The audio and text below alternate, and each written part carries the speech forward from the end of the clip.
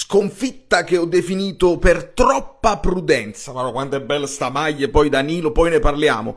Troppa prudenza, forse la prudenza nel non schierare Beukema, la prudenza nel non cambiare subito e aggiungere ali che potessero allargare il gioco, ma i temi sono tantissimi e quindi il mini video va bene per storico, ma l'analisi completa, che è un po' lunga, secondo me ha bisogno di essere guardata se volete capire come la penso. Poi se avete delle curiosità in più, perché il tema Conte, il tema Modulo, il tema arbitraggi, che è l'ultimo, il tema dei giocatori che sono stati comprati, l'analisi di alcune prestazioni individuali e degli accoppiamenti uno su uno, secondo me merita un approfondimento. Una partita che dispiace per il risultato, perché ovviamente dispiace. Non buttate tutto a mare, l'analisi è bellissima.